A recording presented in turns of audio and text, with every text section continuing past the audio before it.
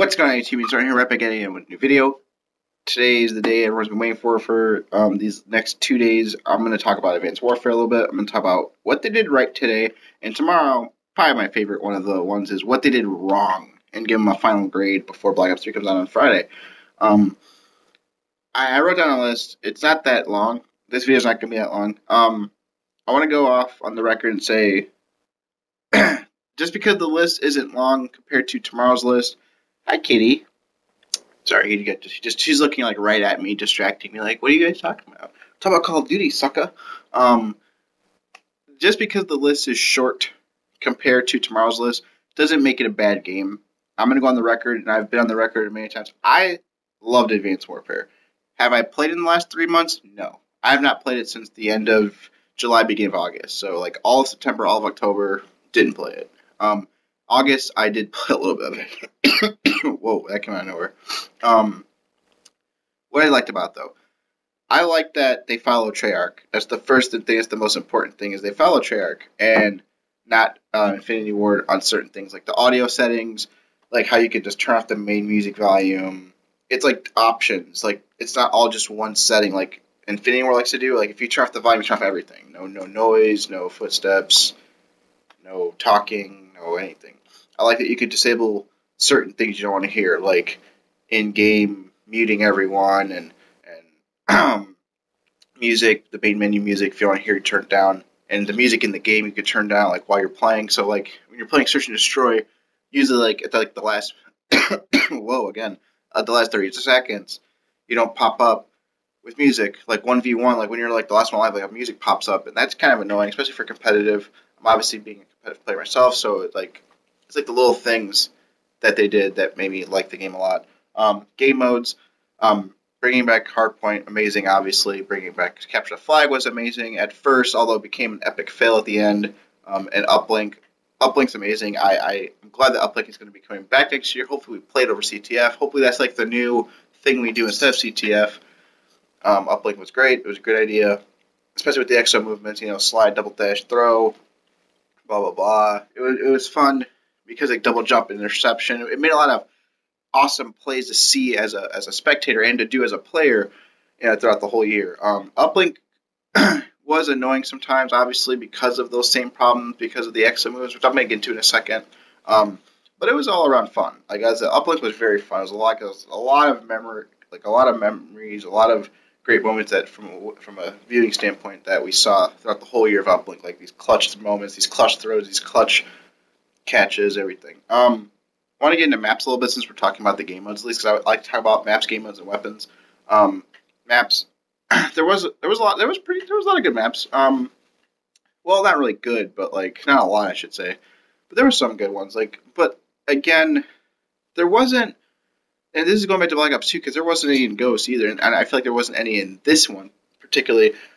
There wasn't a map and a game mode together like Raid Hardpoint, going back to Black Ops 2, or Hardpoint Standoff. There wasn't that one game mode that I was excited to play, or that was excited to come up next to watch. Like, oh man, oh shit, I can't wait to watch this, or I can't wait to play this one. There wasn't like that. Black Ops 2, there was quite a bit of those. Like like we were playing League Play or game battles, and one of the maps was Hardpoint Standoff or CTF Standoff. I'm like, yes, we got our map. This map's awesome. Like, happiness. There wasn't a lot like that. I mean, I loved Biolab. Biolab Hardpoint, Biolab Uplink, even Biolab S&D. Like, I like Biolab a lot. That's arguably my favorite map in the game. Even, I mean, Biolab CTF, if it made sense when we had CTF, I even liked it then. If it made sense, but it did make sense, so I hated it. But I still liked Biolab, the map in general. Detroit was a good map as well. Solar was okay. I'm trying to think of the maps I haven't played in so long. I mean, I don't really give a shit about any of the DLCs, obviously. Skyrise was a failure because of all the explosions. Compound was good. I like Compound Hardpoint. Playing it was good, and watching it was pretty good. Pretty hectic, pretty crazy. And that's like my style, like the hectic craziness, the constant aggression, and being crazy and whatnot. I'm trying to think. Of like non S&D ones at least. Because I mean, I liked all the S&D ones. Recovery, all that crap. Drift was pretty cool. Terrace was. Oh, I hated it at first, and I liked it, and they got rid of it, so it didn't matter. Um, Solar was okay, but yeah, I mean, and this is my point. Like, I can't even think of ones that were like, oh my god, amazing, outside of like Biolab and Detroit. And even Detroit, I was like, for S&D after a while because it kind of got lame. So it wasn't a lot of maps that just made me stand out about things. But yeah, we're getting back to good things. Customization. Jesus, that's 3 times now. Customization. Love customization. Um, a lot of customization in this game. I feel like now this is a good and bad thing. These next 2 things I'm gonna talk about is good and bad. Actually, the next 3 things I'm talking about are good and bad. So they will be on tomorrow's video as well. Customization was great. Obviously, the characters were just you can just have like I don't even know how many items there was. Like over 1,000 things were on there for you to customize your character with your soldier.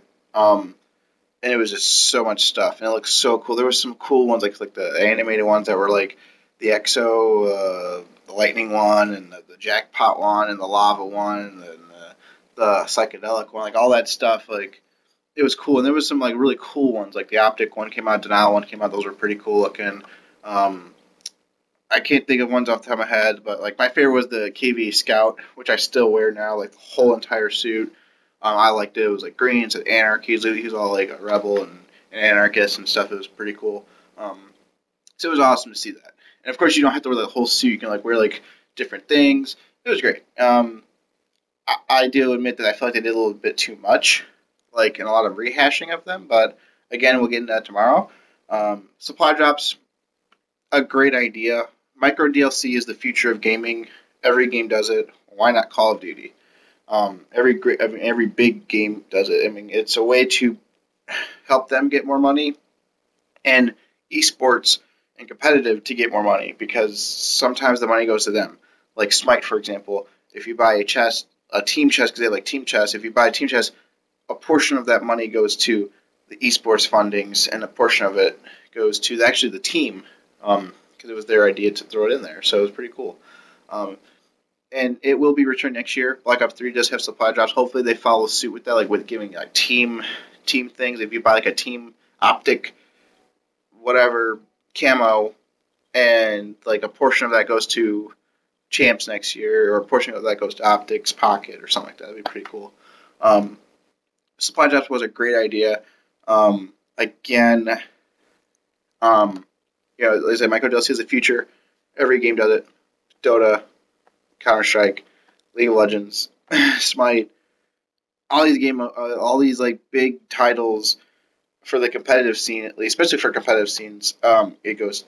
Halo's doing it next year as well. Apparently, or this year, I should say. Halo 5 just came out. The Halo 5's doing it as well with the I don't know what it's called, but they have that too, like that micro DLC. So supply drops was a good idea. It was a great idea. It will probably be in every COD from here on out for a while. And last but not least, we're getting into exosuits. At first, I liked them. I maybe because I got used to the movement so well so quickly. I liked the movement at first. After a while, it did get annoying, especially when people started getting better internet connection. And this is just strictly online. Like I double jumping and then you're missing shots even though you're aiming right at them was just kind of annoying after a while. But at first, Exos was great. I liked the Exo idea. I thought it was a fresh of breath air. I said it wrong. A breath of fresh air. I thought it was great at first. It was pretty good. Again, I caught on quickly, so maybe that's why I liked it so much. I did like all the silly stuff before anyone else did. From my perspective, at least, I saw like a lot of people not understanding it well or did catch on to it as quickly, how to do certain things and how to outgun someone with the movement. So it was pretty good. Again, at first it was great, and at the end it got annoying. But that's pretty much it. Like I said, it wasn't a lot of stuff to talk about. I mean, this video was 10 minutes long almost, but not a lot was on this list. Tomorrow, I'm going to try to cram as much into the same amount of time because I don't like doing super long videos. That's pretty much it, Rev's video. Hope you guys enjoyed it. Do you agree with me? Leave comments below if you agree or disagree. That's fine. I'm okay with that. And just like, comment, subscribe, all that good stuff. And as always, if there ever is a problem with hashtag Race in Peace, tomorrow will be part 2.